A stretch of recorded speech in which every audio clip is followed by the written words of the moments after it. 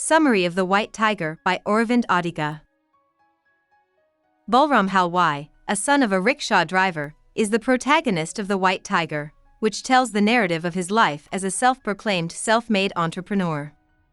Halwai climbed India's social ladder to become a chauffeur and eventually became a successful businessman. Balram writes a letter to Premier Wen Jiabao, the visiting Chinese official, telling him about his life. He wants to teach the premier about business in India. Balram writes from his fancy office in Bangalore, but the story starts in Laxmangar, the town where his ancestors lived. Balram's poor family is put in the care of 4 cruel and exploitative owners, who are called the animals: the raven, the stork, the buffalo, and the wild boar. Balram does very well in school, even though he comes from a hard family. A visiting school inspector notices how well he does in school and how honest he is, which makes him stand out from his friends. He gives him the nickname the White Tiger, after the rarest and smartest animal in the jungle. Balram's parents see how smart he is and want him to finish school, but his grandma Kusum pulls him out of school early so he can work to help the family. Balram is driven to keep learning no matter what. When Balram and his brother Kishan start working at a tea shop in nearby Dhanbad, Balram doesn't do his work and instead listens to people talk all day. He hears a customer crying as they talk about how much money and how easy life is for private drivers in India. He begs his grandmother to send him to driving school. Kusum agrees, but Balram has to promise to send Kusum his pay when he gets a job. Once Balram is done with his training, he goes to the homes of wealthy people in Dhanbad and offers his services. Lucky for him, he gets to the stork's house, one of Laxmangar's animal owners, the day after the stork's son, Mr. Ashok, comes back from America with his wife Pinky Madam. Bharat is hired by Ashok's family to be his helper. Balram is really more of a general helper to the family. Ram Persad, another servant, gets to drive them around. It turns out that the stork family makes a lot of money by selling coal from government mines without permission. If they pay politicians enough money, they will ignore their scam business and keep the family from having to pay income tax. Unfortunately, the family recently had a fight with the great socialist, who is the leader of the political party in the area. Ashok and Pinky are sent to Delhi by Ashok's family to make things right. There, Ashok will hand out more bribes. As soon as Balram learns that the couple will need a driver in Delhi, he plans to fire Rampersad and then goes to work instead. When Balram gets to Delhi, he sees Pinky and Ashok's marriage fall apart very quickly. After killing a child in a hit-and-run accident while drunk, Pinky goes back to the US and leaves her husband. While she's not around, Ashok goes to bars and clubs, paying a prostitute one night and meeting up with an old lover the next.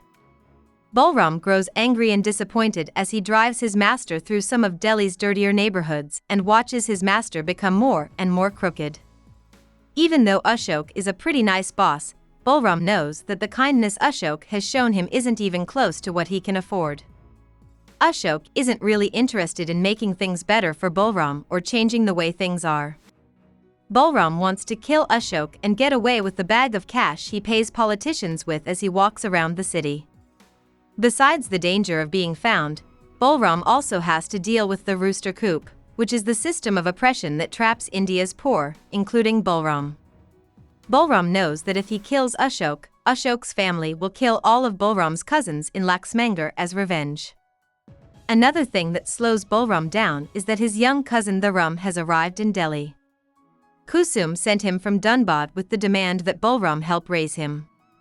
Balram finally decides to kill the man, and he does so with a weapon he made from a broken booze bottle. One day, Balram claims that there is a problem with the car while he drives Ashok to hand over a very large bribe. He stops, talks Ashok into getting on his knees to look at the wheel, and then drops the broken bottle on Ashok's head. After killing his boss, he goes back to Ashok's apartment to get the rum and then runs away to Bangalore with his young cousin. Once Balram calms down enough in Bangalore that he doesn't have to worry about being caught right away, he starts to look around the city and listen to people talk in cafes, just like he did in the tea shop in Dhanbad, to figure out what to do next. It doesn't take him long to learn that outsourcing is the main business in Bangalore and that many big tech companies work late. Balram starts a cab company called White Tiger Drivers to make sure that call center workers can get home safely at night. The business is a huge success. By the time Balram tells his story, he is rich and stays to himself because he is still afraid that someone will find out about his crime. In the last part of his letter to Wenjiabao, he says that he will never regret his crime, even if it is discovered, because it gave him the chance to live as a free man instead of a slave. About the author. Aravind Adiga was born in India and raised in Australia. He went to Columbia College and Oxford University to study English literature. Adiga worked as a reporter for Time magazine and as a financial reporter for the Financial Times before he became a fiction writer. As a business journalist, he learned to be skeptical of business mags and books that promise quick riches. This affects how he writes about India's economic growth in The White Tiger. He lives in Mumbai, India. Hope we summarized it fully and you liked it.